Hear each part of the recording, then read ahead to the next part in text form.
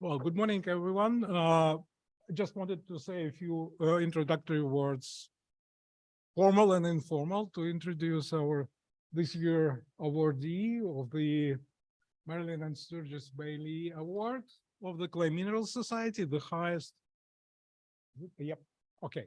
So on the formal side, you Randy got his bachelor's in chemistry, his minor in geology in 1977 in. Oops. Yep. Yeah, let's get you set. All right.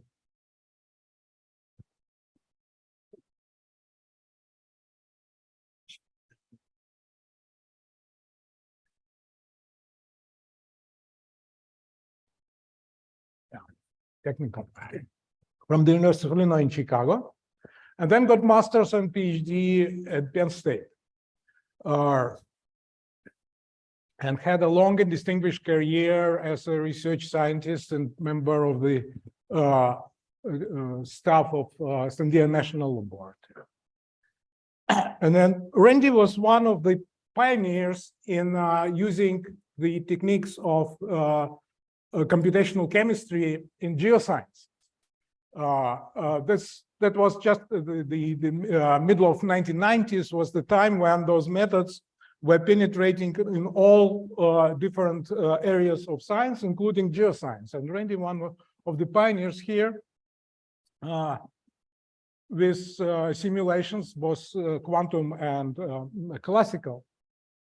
And about that time, we met. I came to work with Jim Kirkpatrick, and in 1998, 2 months after I came to Illinois, Jim took me to a trip to Albuquerque, and we had a very productive discussion there at Sandia about how to simulate clays and other similar materials. And that's, you see, it has been quite some time ago. And quickly, this work started to develop to what eventually became known as clay force field. Randy presented first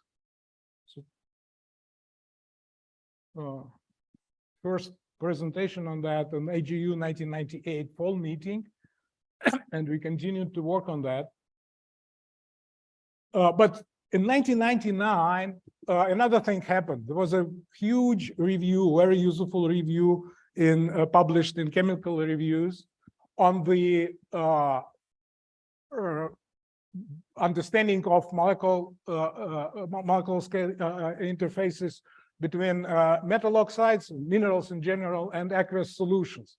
And at that time, people essentially used a schematic view of what's happening on the surface. This is the first figure from that paper, about 20 different authors. And now, almost 25 years later, there is another review just published last week on the new developments in this field. And now, among 20-something authors of this paper, there are 5, I think. That's the last time I counted. Authors who are doing computational chemistry, and Randy is, of course, among them. An important thing is that they reproduce this earlier figure of the schematic view of the mineral solution interface and our evolving understanding of the metal oxide or mineral solution interfaces, which is, of course, generated by computational chemistry. And these 25 years is essentially, Randy was one of the major driving forces for contributing to that in terms of the mineral solution interfaces and clay mineral solution interfaces in particular. So over the years, there were multiple papers published. Out of 20 most cited papers of Randy Cygan, 17 are on different aspects of computational molecular modeling of mineral solution interfaces. Many times he's got on the front pages of different journals on the covers. And of course, Randy got a lot of different awards over the years with Bailey Distinguished Member Award this year. But most important contribution, that's something I wanted to emphasize, is that Randy always put a lot of effort into propagating this knowledge of the application of computational chemistry into the field of earth sciences and clay minerals in particular. So this is a cover from the workshop that was organized by Mineralogical Society of America and Geochemical Society back in 2001, organized by Randy Cygan and Jim Kubicki. And this is the cover page of Clays and Clay Minerals, where Randy co-organized, also co-edited a series of papers that are very well cited everywhere. And of course, there are many other conferences and sessions and symposia that Randy organized over the years. So this is a well-deserved distinguished award that is given to Randy Cygan this year. Thank you, Andre. That was very nice of you. I only have about 25 or 26 slides. I think you showed about 5 or 6 of them. So, but I'm very grateful for the introduction. And what a wonderful friend after 25 years or so, a great colleague and coworker, and certainly a wonderful friend. So I thank you very much for the introductory remarks. It's very kind of you. Let's see, what I'm going to do today is talk about computational chemistry as applied to complex clay mineral systems. And hopefully I'll give you, through my introduction, through some examples of the early efforts, the history of computational modeling, some of the basics, a primer, if you will. I'll also talk about the early stages of the work that's been done by this society, as well as some of the outside members, in trying to understand clay minerals from a different perspective from the traditional approach to looking at clay minerals. And so hopefully this will provide you all with a good sense of how to move forward. You know, a lot of things have been happening recently in computational tools.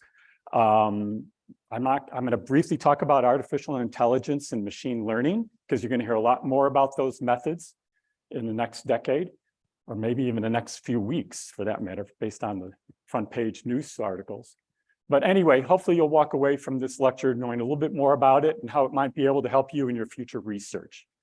Okay, let's see. Towards the end of my talk, I'll also explain the title. So sit back and try to figure that one out, but I'll show you what it all means towards the end. It is a very model of a modern major mineral, clay minerals are. So, so let's see, let's start with the basics. And let's see, I forward and backward on this. Okay, let's start with some basics. And I'm going to introduce to you a model for water. It's sort of an unusual model. So obviously, this is not going to make much help in moving forward with complex clay mineral systems, but maybe for some people that might be a good start, but we'll see where this goes. So let me jump in now into the main part of my presentation. And I often use this introductory slide to give people a better sense of where multi-scaling approaches come into play. And this is a general commentary on all type of applications in physics, chemistry, engineering methods, and what have you. But let's see, is this guy working? Oh boy, I don't think anybody's going to see that, right? Anybody can see where I'm pointing? Oh, are you doing that or am I doing that? At least I knew that. So, okay. Well, anyway, what we have here is a representation in a log-log plot, looking at spatial distances on the left and on the bottom, spatial time. And you don't have to do that, but it'd be fun to have some. I want to emphasize, though, the scale, the great scale that we're looking at, the many orders of magnitude, going from angstroms on the distance all the way up to kilometers, going into the field scales. And in time, we're going from femtoseconds, 10 to the minus 15 seconds, all the way to 10 to the 15 seconds. So we're going up into millennia, millions of years here. And how we try to evaluate that through computational and theoretical methods is very difficult. But typically, we could start out in the field We could use these continuum codes, finite element analyses, to do that sort of work. And then if we drop down in scale, we quickly start to get into computational chemistry. That would include quantum mechanics, where we're looking at electrons. That's what the E is for next to that lower box.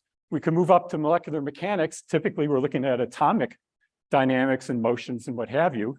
And then there's a sort of middle frame here of mesoscale. We start to coarsen up your model of what represents a clay and a molecule and adsorbate some type of toxin on the surface of a clay mineral. So you get a good sense of application to the upper right, detail to the lower left. And here's an example of this is why I got involved in computational chemistry. And this is looking at nuclear waste repositories. And the government, at least the US government, is very concerned about trying to get performance assessment that is computational models from the atomic up to the continuum of trying to describe what goes on when you have a waste repository. And so this is one of the methods. And then we got an example, I forget which site that is, but we got kilometers, millions of years, and we're going to be asking, big question mark here. What we do down here, will that influence what happens at these long times and distances? Okay, so anyway, here we have an example of a clay model for a smectite, a mineralogy model, nanometer scale, angstrom scale. We typically see SEM images of sediments where we see some nice developed, I think that's kaolinite there. And then we keep on going up in scale, 10 to the 6 to the meter scale outcrop for shales. So traditionally, what we all probably were trained to do and what we do in our careers, we typically go down from field work, sampling, we do experiments in the lab, we synthesize, characterize, we all have X-ray diffractometers, we have access to high-end microscopy and spectroscopy, but only in the last 10, 15 years are we starting to use theory and a simulation as a supplemental approach. And that's going to be the main argument of my talk today, is trying to apply all these methods now with a theoretical understanding and try to look at all these applications. This is a list, it's incomplete, I know that. There's too much in the literature now, but these are all the applications I found that have been using molecular simulation. And it's a wide range of things that you sort of expect from environmental studies at the top, looking at toxins, biomolecules, EOR for oil industry, shale gas recovery, and so on. But some things further down, one of my research areas has been in looking at burnasite as a cathode material for batteries. So you have layered materials there. There have been sessions on the origins of life based on clay minerals and using them as templates that have some signature of storage, of information storage. So you have lots of these applications. And I have an example later on for phase change materials and thermal energy storage. So to begin, let me give you at least my conceptual model for how you do calculations. You could start with the cluster model, or you could start with the periodic model. Periodic meaning you have periodic boundary conditions. It's an infinite crystal, but with boundaries that are repeated from cell to cell. A cluster is like a molecule, okay? So what you need to do a basic, simple calculation is you need a force field that you would apply to the structure. It might be a known structure, it might be a guessed effort at a structure, but you combine those two, you start to get a better sense of the details of how this material behaves. And I should mention the force field is going to be based on either experimental data, spectroscopic data, and I have ab initio first principles. So it's a very fundamental understanding. It's quantum mechanics that's driving it. So you could do fancy, very costly calculations to get the information to put into a force field. And I'll be referring to force fields as we move on.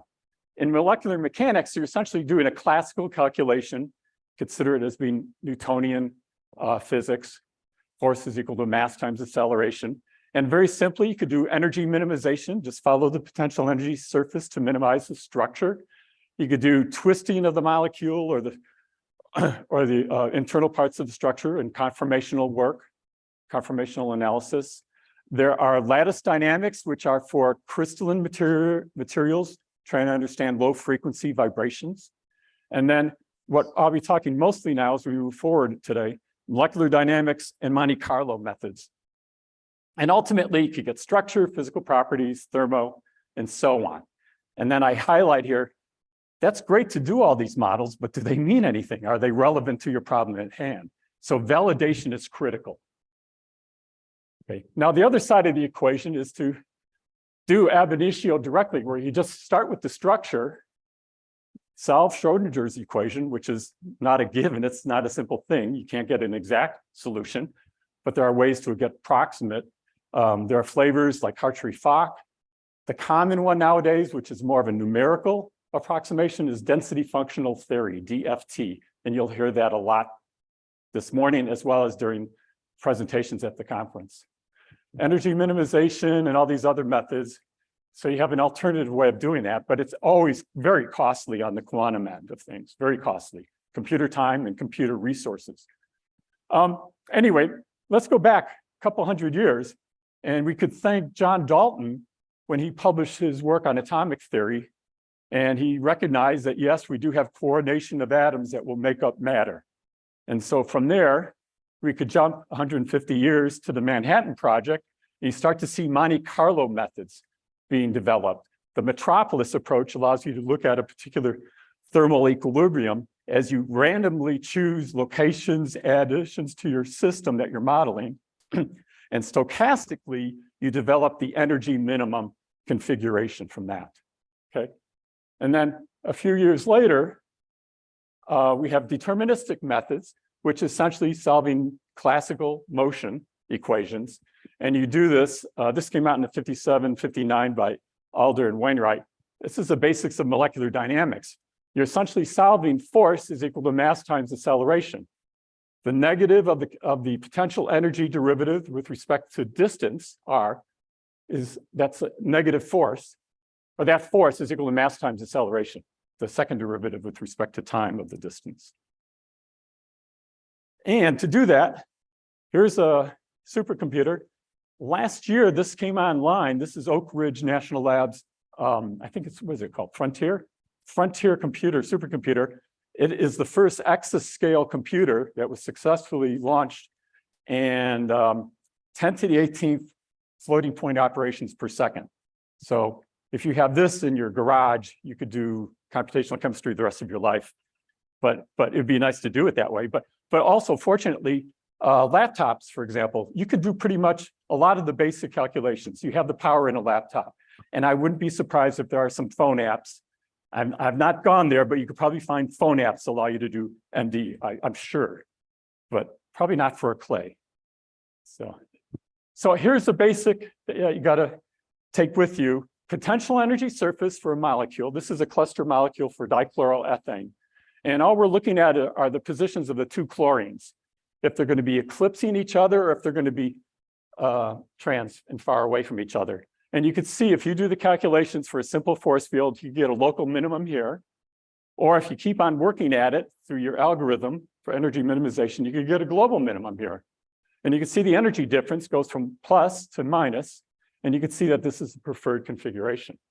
What's interesting about potential energy surfaces is that there's a lot more information than just finding an equilibrium point here or a metastable point here. You also can look at the shape of the curve, the potential energy surface. And that's going to be related to what we call second derivative properties, such as elastic constants and vibrational frequencies that are part of that. So if you can have a well-defined potential energy surface, you can get a lot more information than just structure. So the history of clay mineralogy using computational methods goes back into the early 80s. And a lot of these graphics are from this list of references. A lot of them show, well, actually, this is like Ralph Grimm's textbook. That's what they used for their starting structure. Actually, it's a static calculation. They didn't even move the atoms. In fact, most of these, it's just calculating energy, no structural changes. But you can see the variation as you go through time. But eventually, they're looking at interlayers of smectites, montmorillonite mostly. The structures are constrained. Neil Skipper and his group, they started to expand the structure.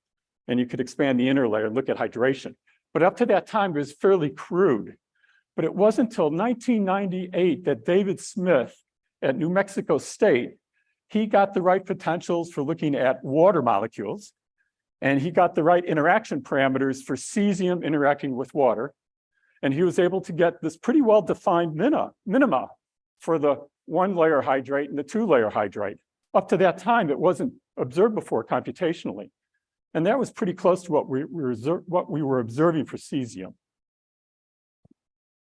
Okay, and Andre, here's one of the slides that you presented.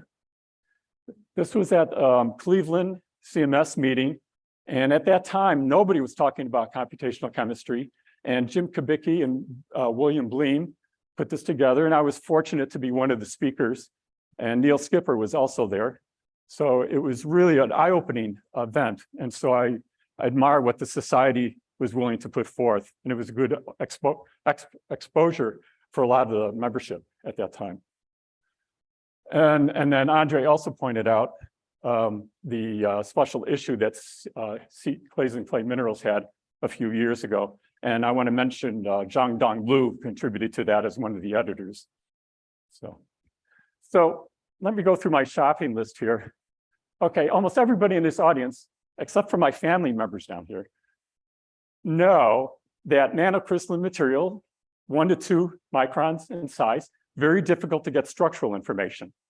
Okay, there are typically no large single crystals. Some exceptions exist to get quality X-ray diffraction refinements. If you want to look at hydroxyls or water, you need advanced neutron sources to do that. Very complex multi-component systems, cation disorder, vacancies. Of course, they're low symmetry, monoclinic or triclinic. And probably one frustration is the stacking disorder. And I guess that was a part of the short course on Saturday, was talking in depth on that topic, just dealing with trying to understand and quantify structural stacking disorder.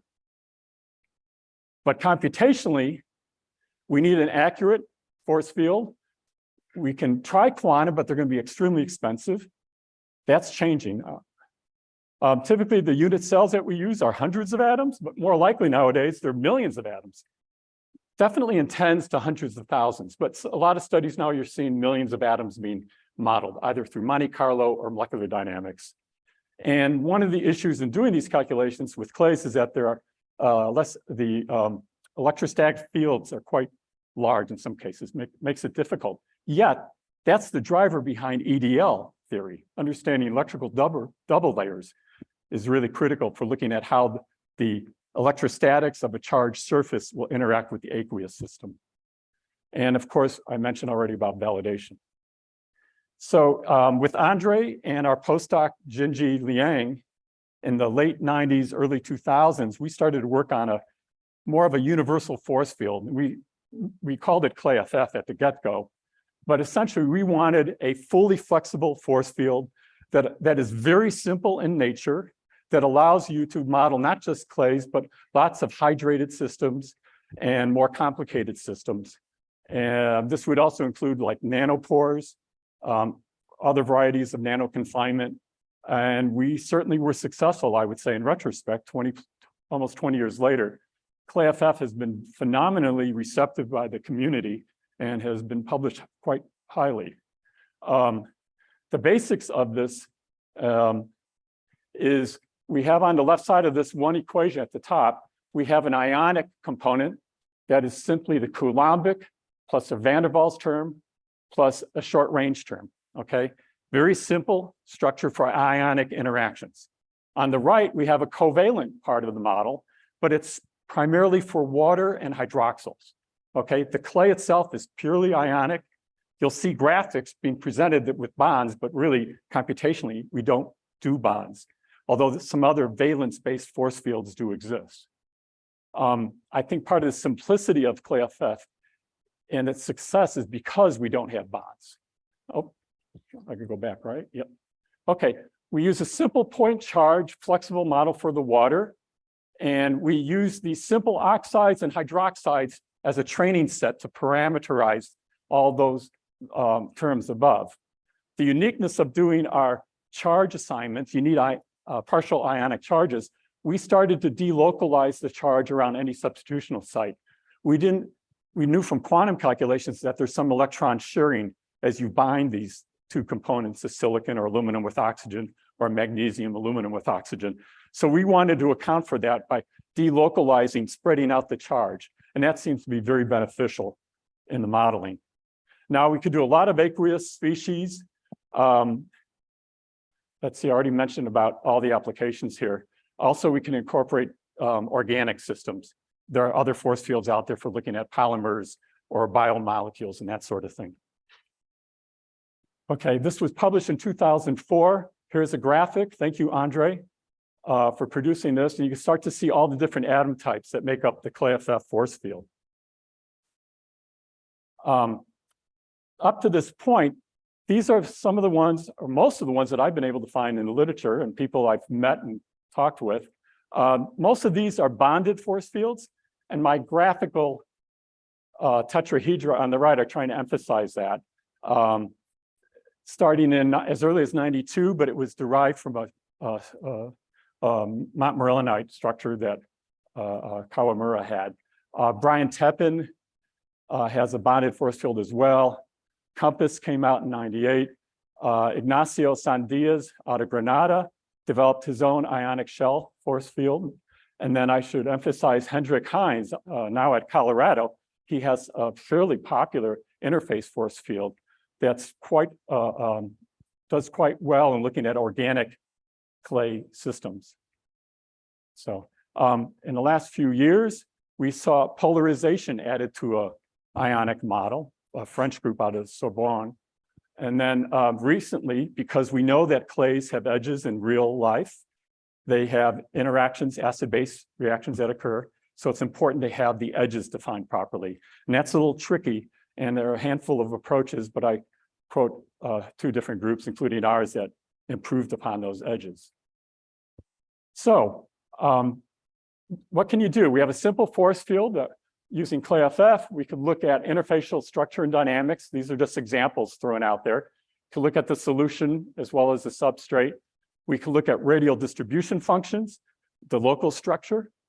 We could look vibrational, I talked about earlier, vibrational components. We could reproduce the vibrational studies, infrared or other frequencies through what's called a power spectrum analysis, especially when you have molecular dynamics simulations. And then even get the elastic constants out of a structure. Obviously, this is a failed simulation. So basically, when you do a simulation, this is just background. Kaolinite was one of the first ones we looked at with our ClayFF, and you can see it is optimized here. This is the d-spacing variation as a function of computational time. And you typically save trajectories. You have a computer storage issue where you save everything that you're calculating, and then you can analyze that. So the trajectory analysis gives you this type of plot, and you could see it getting equilibrated as you get to longer times of simulation. And we did that with periphelite and with Dave Bish's work and Lee and Guggenheim's work. We had some quality refinements to compare. We try to run the simulations all as a P1 space group, but we then can back calculate if it mimics a more symmetrical space group. And we usually get confirmation, typically around 2% for lattice parameters in terms of reproducibility and around 3% for bond distances. So we can analyze molecular dynamics trajectories. And here's what we get for an atomic profile, atomic density profile. On the left, we have our TOT in a vertical. And then on the right is the interlayer. And you could get a sense of water and any interlayer cations occurring. And this is a summary of 4 simulations that we did.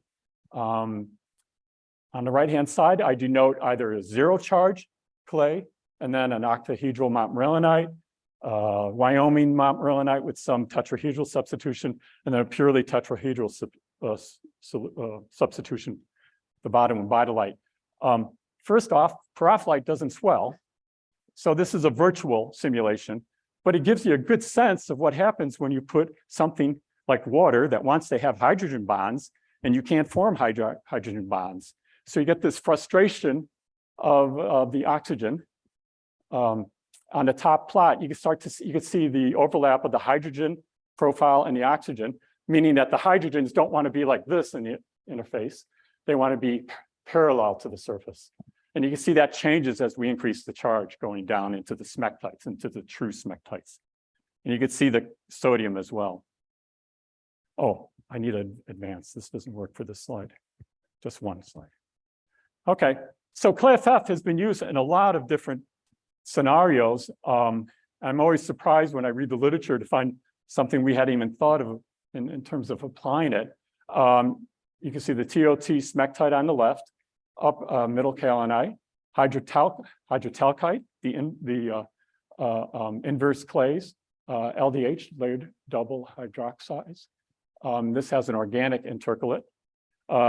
We have a cement phase, tobermorite, calcium silicate hydrates, a zeolite, aluminum silicate, mordanite, and then even a framework fectosilicate of potassium feldspar that has been modeled a lot using ClayFF, even though our training set had none of these components incorporated. Oh, I might as well bring them all up at once here. Halloysite has been used. I'm going to show some examples now, recent examples. Halloysite, a Russian group went out and in a dry system, they started to simulate the twisting of a sheet, a platelet of kaolinite, a rectangular one. And they allowed these simulations to run, I think that's 3 nanoseconds. And you can start to see the twisting and the formation of a nanotube out of the kaolinite sheet. On the right is the same halloysite type of model. You already see it's twisted. But in this case, they're substituting various organic solvents into the halloysite. And this is one of the phase change materials also used for thermal energy storage. And so there's a lot of attraction using some basic molecular way to understand it. You can see a mogolite, classic structure that models well with water in the nanotube. And then here's a feldspar nucleation example where they seeded the feldspar computationally, where they put one surface of the feldspar, I think it's the 100, with ice, started the simulation, and they were able to nucleate that ice over 300 nanoseconds. So that's 300, that's a third of a billion time steps. So anyway, some of this is going to be repeating, but I didn't talk much about swelling of a clay, hydration of a clay. You can see the work. This is Michael and Ian. I believe you guys both are here somewhere. Okay. Some work from 2014, expanding the clay. Getting mechanics. Here's a stress strain curve for a perophyllite platelet. You could look at a expanded smectite, where you just look at the surface with relative humidity effects incorporated.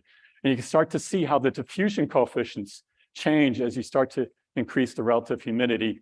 And this is relative to the bulk solution. You can start to see a collapse onto the bulk value for looking at either water diffusion as well as cesium surface diffusion.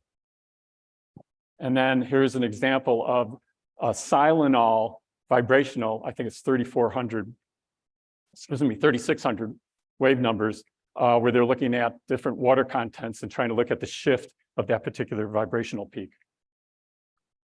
This is a real interesting study that came out a couple of years ago. Laurent Burchard, and he is at the University of Gustave Eiffel in Paris. He did this work on his own. He was looking at a grand canonical ensemble, which is a more sophisticated way of looking at these simulations where you try to keep the chemical potential fixed. And you have to insert and delete to do that.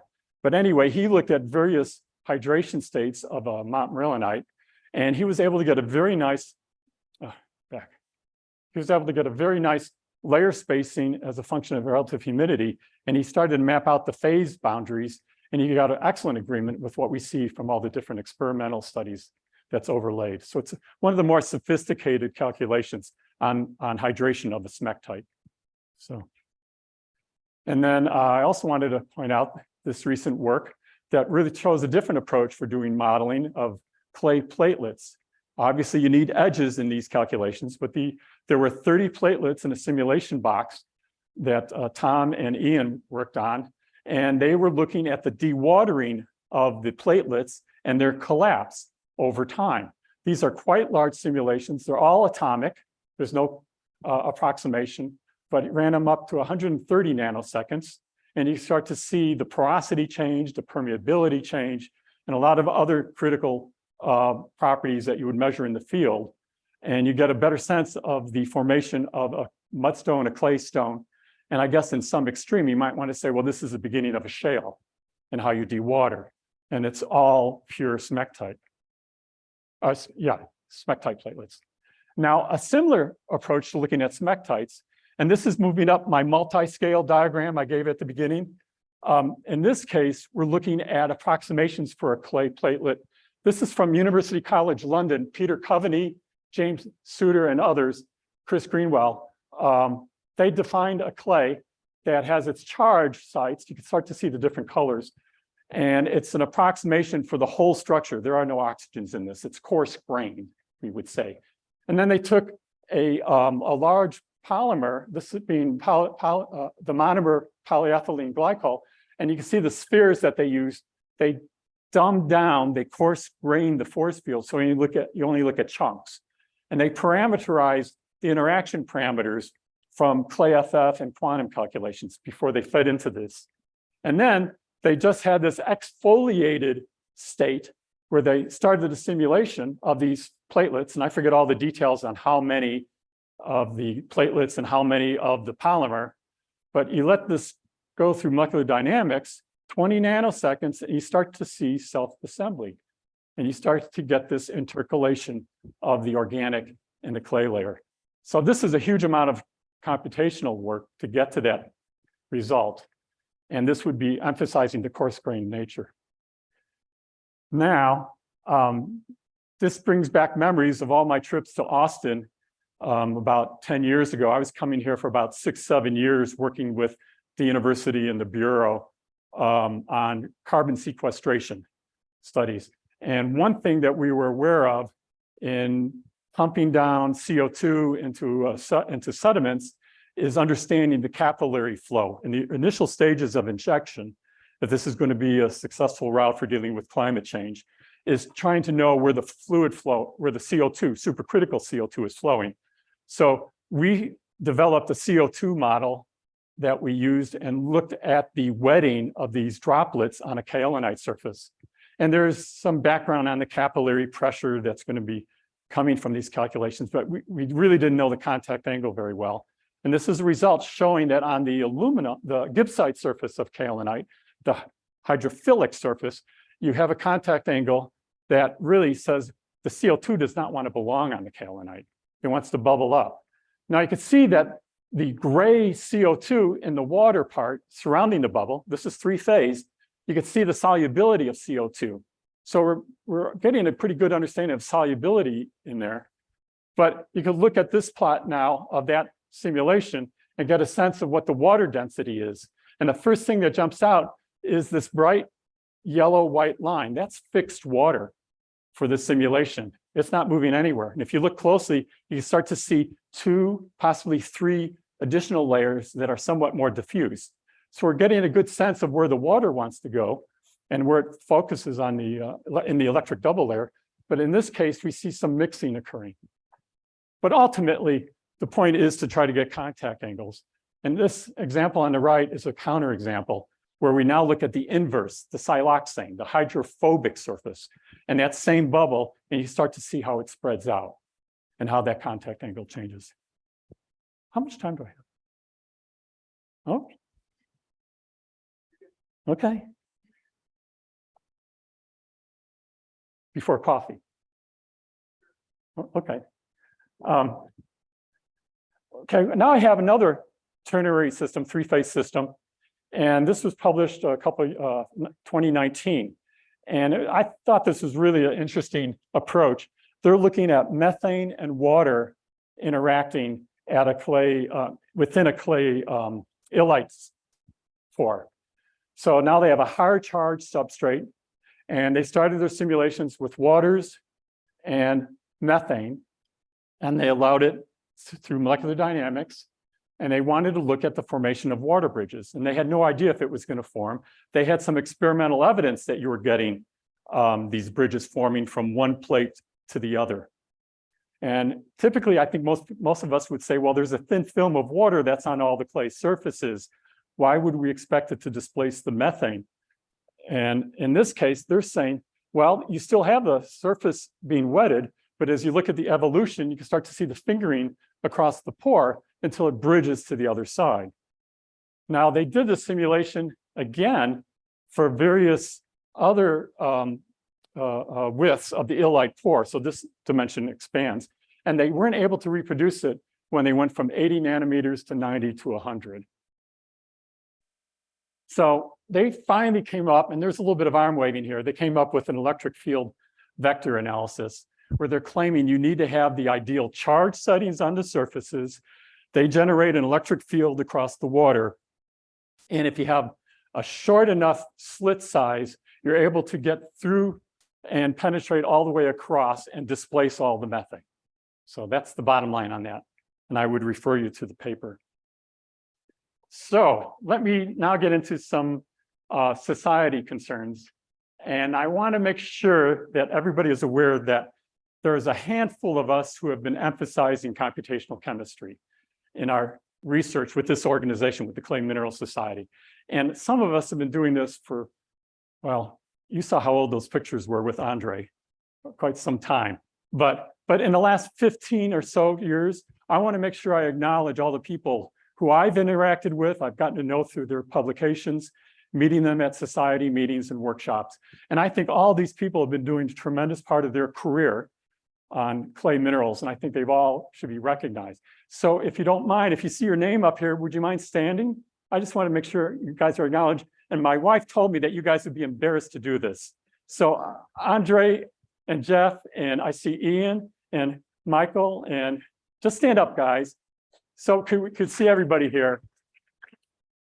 Thank you. Thank you. And if you're a student or a postdoc, can you stand up too? Because you guys are doing a lot of the grunt work, and you should also be acknowledged. And if you supported these people, please stand up. Come on, guys. I know there's some of you out there. Okay.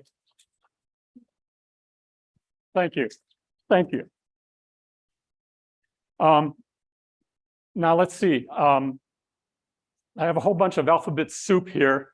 Some are in red because they're quantum mechanical, typically density functional. The blue ones are typically, not always, are the classical models. And I don't want to name them all, but all these methods have been used in one form or another. But I wanted to mention that artificial intelligence and machine learning, interatomic potentials, you're going to see more of that in the literature. There have been some studies, not on clays, but other materials where they're actually using machine learning or artificial intelligence to generate that. And then I didn't talk much about DFT methods, but the one area is DFTB, that's tight binding DFT, which has some approximations in the theory behind it that really amps up the ability to do DFT, which are more of a reactive type approach, quantum approach. You could get almost competitive with the lowest level of classical models with this new method. So you might want to keep an eye on that, which means that we can start to examine much more complex systems that involve clays. And remember, some of these systems you can't touch experimentally. You could get hints doing spectroscopy or microscopy, but you could at least develop a conceptual model that will help guide you to interpret those results. And you could see what you could do, what if type of experiments. So curious, we've gone a long ways from these. I assume some of us older guys have seen these in the classroom or on the research lab counter. This is from Klinger. Typically, this is from Ian's group. You can see how much more sophisticated these models have been. Here are 2 water layers within this smectite. And if you're interested, you can still buy these from, at least in the US, from Ward's. You just need $1,400 to buy one. So, okay. Andre mentioned, maybe you didn't mention this. We had a review paper that was published a couple of years ago during the pandemic. And this is a summary of all the work to date of what ClayFF was helping with. We got a cover image for that as well. And so most of the information I presented today are taken from this particular review paper. Not all of it, but about half of it, I'd say. So you could go to that. And then this is my mea culpa. I have an erratum here I want to take care of. I've been living 20 years realizing I made a mistake. I wrote this review paper. Andre mentioned it, this publication here. In my chapter, I started talking about forsterite. So in 2001, I was really looking at these mantle phases, upper mantle phases. Forsterite olivine is the most common mineral in the upper mantle. And so we're doing a lot of work. It's an orthosilicate isolated tetrahedra. And so we're doing computational modeling, and you could read the chapter and you could see how much excited I was about forsterite. Well, anyway, after 20 years with the Clay Mineral Society now, I realized that was a mistake. It's not the very model of a modern major mineral. It should be clay mineral. And so it took me a long time to come to this understanding. And so there's somebody I want you to hear, and hopefully this will work. So I'm really pushing boundaries.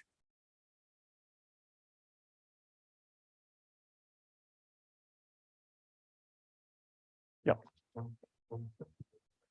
No, right there. That's I am the very model of a modern major general. I've information, vegetable, animal, and mineral. I know the kings of England, and I quote the facts historical from Marathon to Waterloo in order categorical. I am very well acquainted too with matters mathematical. I understand equations both for simple and quadratical. About binomial theorem, I'm teeming with a lot of news. Lot of news. Got it. With the very cheerful facts about the square of the hypotenuse.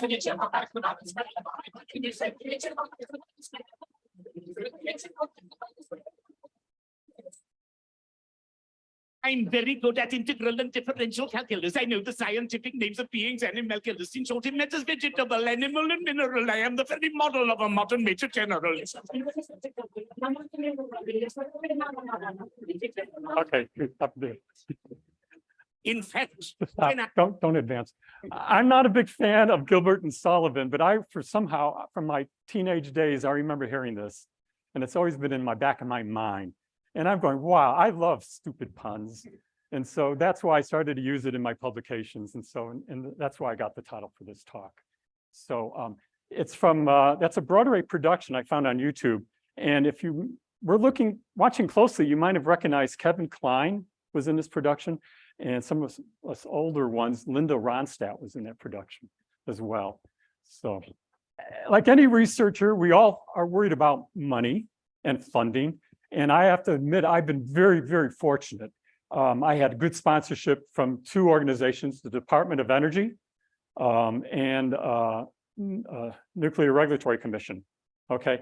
Nuclear Regulatory Commission, I have to emphasize, they were really excited to hear that we could start to add some better theory to looking at how they typically look at KDs used for radioactive radionuclides, how they partition from sediments to fluid and get transported into the drinking water, for example, in the extreme. So they were very happy to have something more foundational to explain how these numbers vary. And we worked with the USGS to do some of this work as well. But the Nuclear Regulatory Commission, the management team there was fantastic. And they funded us for a long time. And then the Department of Energy was very involved. Basic energy sciences, it's sort of like an equivalent to the NSF. Basic energy sciences has also been wonderful in funding me throughout my entire career. So I benefited greatly, and we need money to do the work, to buy the equipment, to do the experiments, the spectroscopy, and then support the students, the postdocs, and what have you, and the other staff. So I've been very blessed to have those people help sponsor me. I want to make sure that our EFRC, I can't forget University of Texas, because that's where we're at. It was a wonderful, I was there for 7 years on this carbon sequestration. And so that was a great group of people between Sandia Labs and here at UT. So I thank you for that. And let's see if I can move to my slide here. I want to make sure I acknowledge a bunch of collaborators. I'm not going to go naming them, but I have their name and affiliation. And like any career, I think you recognize that you interact with a heck of a lot of people. And I think there's a lot of give and take among every one of us with others. And being able to go on site to visit individuals in their own lab is fantastic. And I just want to say thank you to all these people. Some of them are postdocs and some students. But Demi, I wanted to point out, there you are, who just graduated from Texas A&M. And also, I want to emphasize my work relationship with Jeff Greathouse. Thank you so much, Jeff. We met in, if I remember correctly, in the UK in 2000 something.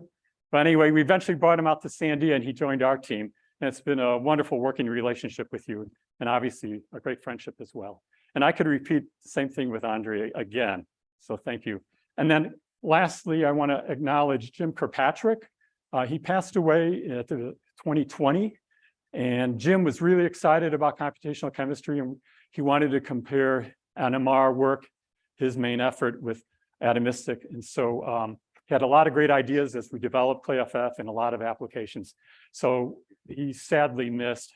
It's only been a few years. And lastly, I thank my family who made a special trip. One daughter from Chicago and another daughter from Denver. And of course, my wife, Donna. Thank you, Kate and Nora. You guys have been wonderful and supporting me. And with that, I'm done. I'll take questions.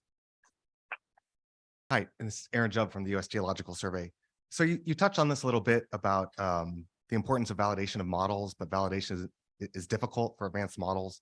So in your opinion, what kind of experimental approaches need to be developed? Would you like to see developed to help validate some advanced models? Well, I mean, that's a tough question to be specific and to respond with. Going back 20 years, we were happy to have any quality refinements obtained from single crystal data. So having the Bish work and having the Lee and Guggenheim work on kaolinite and periphelite, that was sort of critical. That was our gold standard at that time for comparing how well our force field was working. There are some other force fields that I listed where we took a chance. We wanted to work down at the oxide level and hydroxide level. So we're looking at gibbsite, bahamite, some of the iron compounds. We're looking at goethite, those we're focusing on for getting that structural data to get ClayFF developed. We weren't looking at the whole, but when we went to kaolinite and periphelite, that was what we wanted, the gold standard. In terms of other data, I think it's quality spectroscopy. That's probably the next thing that we need to focus on. There have been some examples where we're comparing and overlaying power spectra with vibrational infrared data, for example. For a while there, I was doing work on inelastic neutron scattering data, getting vibrational data from that.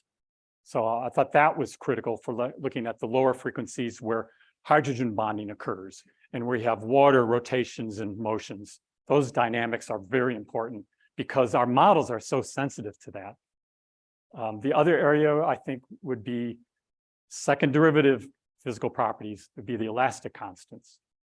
So, but again, it's going to be limited by looking at a powder of a clay phase, which brings in complexity. But that's why we always would prefer having the single crystals and that sort of thing. They really make the difference, having the single crystal data. So I don't know if that answers your question. That's great, thanks. Okay.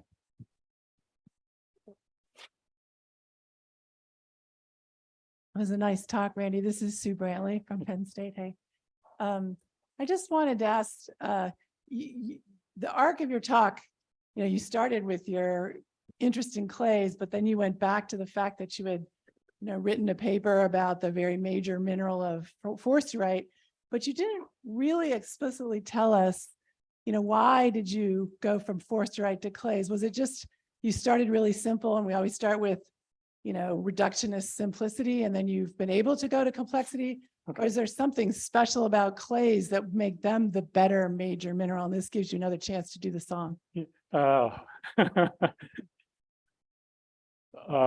Great question. Thank you for that. Really, the work on forsterite was done at a time when a lot of the computational effort was spent on geophysical materials. And I could even go back further. My PhD dissertation actually looked at some parts of olivine. I was looking at conductivity, electrical conductivity at temperature, experimental work. And I was also doing some theory. But at that time, a lot of people were trying to understand the structure of the mantle, upper mantle. And so they relied on conductivity data to look at how that changes as a function of depth. And so that was why forsterite was emphasized then. And a lot of the tools, and they've changed since then, they were emphasizing the olivines, okay? So that was the main thrust. I would say my arc into clays was primarily, and I hate to be, well, it's almost a cynical comment, it has to do with funding. Geophysics work was not that well funded at that time, and environmental chemistry, as you know, Sue, was really expanding and trying to get more interfacial based. And so that's when I got involved in trying to understand electric double layer models. Surface complexation modeling was also ramping up to understand environmental effects. And so we were always trying to go that route. And then I have to admit, it's meeting people at the Clay Mineral Society, starting to get a better sense of what clays are and how they behave, how varied their structure is. The complexity is rich, but the experiments are limiting. So this might be a good bridge. I think it has been a good bridge to fully understand it. So I think it's a tool, but you got to focus on the right subject matter. And so I think clays are so rich and complex, there's tons of things that you can be done. And it's a testament to the society for maintaining that and growing with this type of research. So.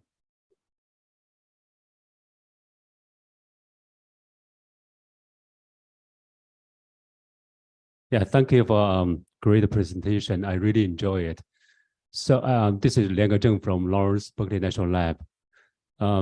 At the very beginning of your talk, you mentioned the scaling effect of the clay minerals is dealing with different applications. But at the end of your talk, you mentioned KD and also molecular simulations. So I'm wondering, there are a couple of issues with using KD, right? We all know. So what do you see is the biggest problem for KD, and how do you think that the molecular dynamic simulation can help it? Okay, going back to the work on KD for performance assessment modeling, the KD model has been taken many levels into application because it's going into typically reactive transport model codes, flow codes. It sort of is unfortunate that it has gone as far as it has because it's easy to deal with relative to all the flow aspects of those modeling codes. You're trying to capture all the chemistry that occurs at a particular waste site and say, we know the cesium behavior through this KD. And if you talk to the more fundamental geochemists, they would argue that's nuts.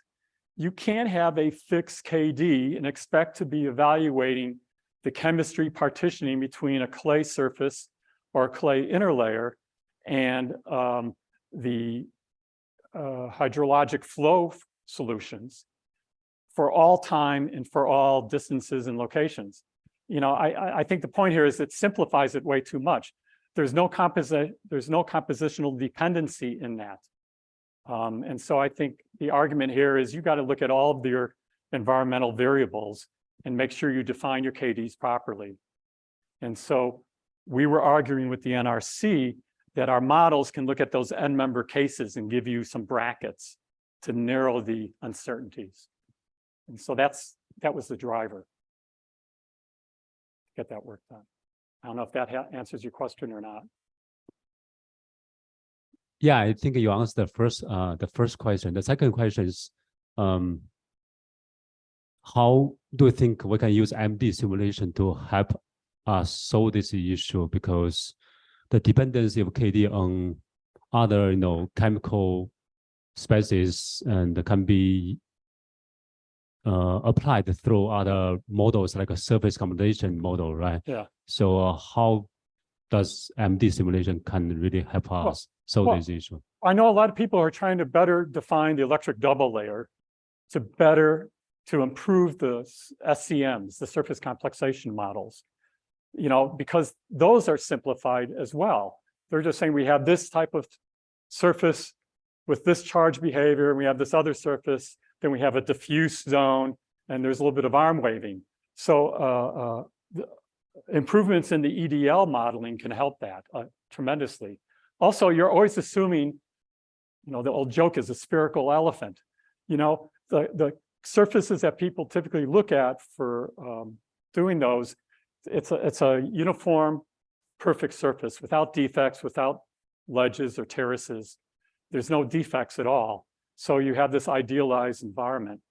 With MD modeling, you could bite off a little bit of that problem and say, okay, I'm going to look at all the different surfaces, different cleavages. Maybe I have some defects here. Maybe I have some growth here. And I could see how the KD is modified or the partitioning is modified for an adsorbate from one to the other. It would be very tedious to do that for everything, obviously. So you could sort of provide some guidance with some example models, is what I would argue, to do those tedious for maybe one subset of composition and solution.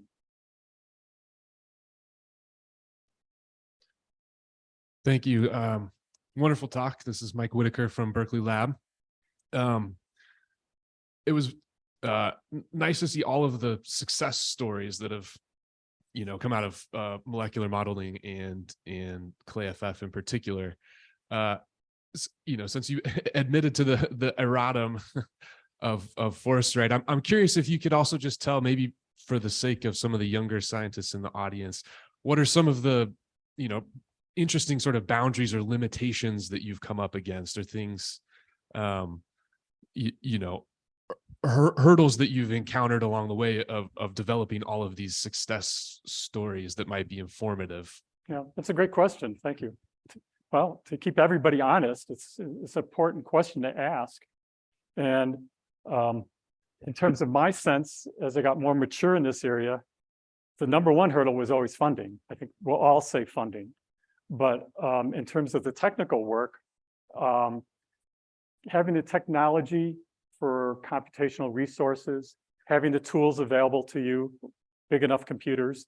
In those days, during the development, it was having access to large workstations or institutional computers. In terms of the actual science, I would argue philosophically, it was don't take too big of a leap. Focus on the details of the simple system before you get into the more complex systems. And I think the tools nowadays are highly graphical, very user-friendly. That was not the case 20 years ago, because I mentioned you could do some of this on a laptop now with some software packages. But you try to avoid being black box. I think that's the biggest stumbling block for new scientists, young scientists. You sort of get lured into this, oh, look what I can do, without understanding why you're getting those results. So if anything, I thought I taught myself well. It's a self-discipline of going back and making sure I'm doing exactly what I asked the computer to do. And it was getting into nuts and bolts of code work, sometimes writing subroutines to make it right, you know, that sort of thing. So, but I think it's take a slice. Actually, I had a student contact me a couple weeks ago who's in the Netherlands, and she told me she wanted to do some smectite hydration curves, and I forget the exact details. And then she said at the very end, she says, oh, by the way, I'm an undergraduate student. I have a month to do this. Something like that. And I'm going, I mean, it's a learning tool. You'll learn a lot, but it's not going to be answering your question. You know, it's a big commitment of time and effort to understand exactly what you're doing, how you want to do it, and to slowly go through it on your simple system before you get too greedy. Yeah.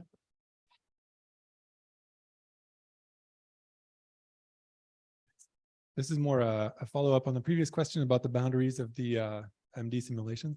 But it's also more of an anecdote than a question. I think maybe 15 years ago, I saw you at the ACS meeting. It's probably one of the first times we met. And I told you we were trying to use ClayFF to model amorphous silica. And I remember the look on your face of concern, like, don't try to do that, you know, because that's not what it was parameterized for. But I think we've consistently found that when we try to apply your tools to systems for which they weren't designed. They work surprisingly well. Recently, we were modeling some green rust and finding beautiful predictions of X-ray PDF data.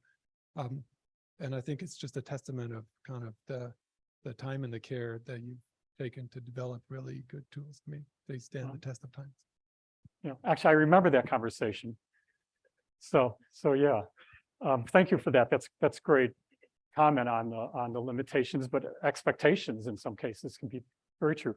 I think Andre and I think Jeff, both of you guys could probably answer some surprises in terms of emails or phone calls or people at conferences who start to share with you the success stories.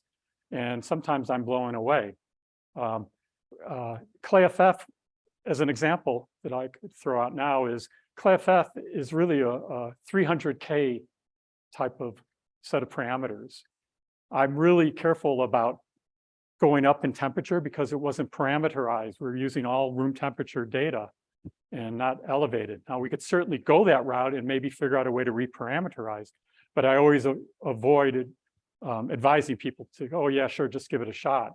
But I have some emails that come in where people have tried it at very high, multiple hundred degrees above where it was parameterized with great success still. So yeah, there are some surprises and even some other materials.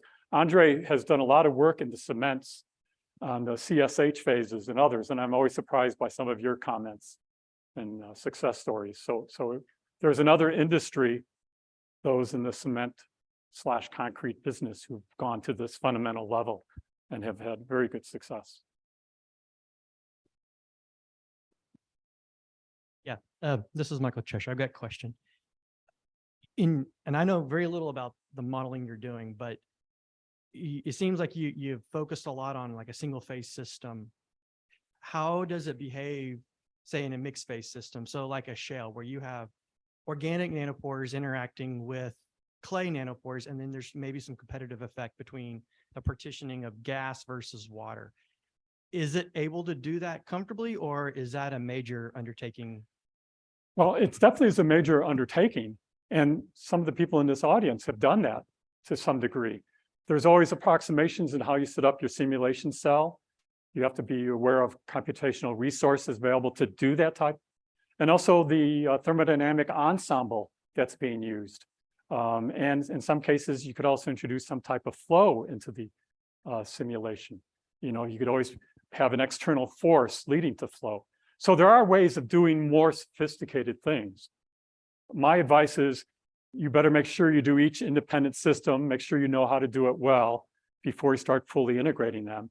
But yes, we're starting to see some very sophisticated papers like flow diffusion through pores from one phase to another, looking at one charge environment on a clay with another charge environment on a clay. Crawford Elliott and a student had done that a couple of years back. But there are subsets of that that can be built up into a more sophisticated model. Thank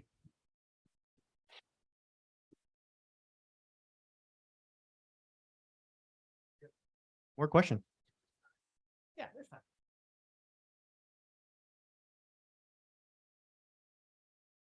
First, I'd like to say, my name is Ben Legg. I'm from Pacific Northwest National Lab. First, I'd like to say thank you. You know, I'm not a molecular modeler myself, but I've got to work with molecular models, and everybody I know is using ClayFF, and it's been really useful for me to help understand a lot of these things. One of the problems I'm sure you know we all struggle with is we're interested in things like surface chemistry and charging and solvation structure of the water and like pH-based reactions like hydrolysis. I'm wondering if you see anything on the horizon in terms of dealing with those kinds of problems where you have trace impurities or protons reacting with the surface. We always have trouble getting that right? Like doing that kind of reactivity. Do you see anything sort of coming in the future that's going to help open that up? Well, It's been a long-term issue in understanding reactivity. I have a couple of good answers to that. One, people would typically look at an environment, at least for the atomic classical models, the MD or Monte Carlo ones, it's easy to have a protonation scheme already conceptualized for a particular pH. And there's enough experimental data from surface titrations to give you that. So you could have a protonation scheme.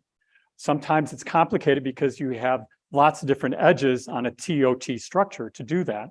But you can have a protonation scheme that represents an acidic, low pH environment, or you could have one that's close to the pKa, or to the pK on the neutral 0 point of charge, or you could go to a more alkaline environment and, you know, perhaps rip off all the hydrogens. You know, so there are ways to piece it together to get a sense. But there are some reactive force fields that are out there. One in particular is called reactff.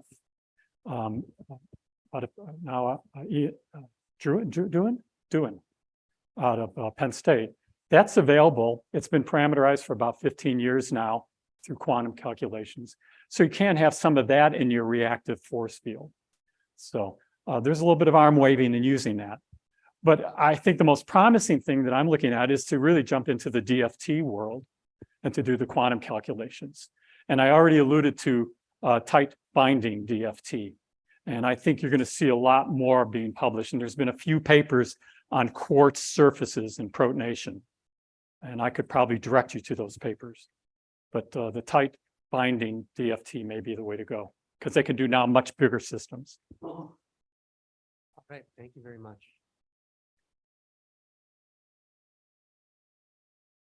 Okay. Okay, I think we're ready to present the award.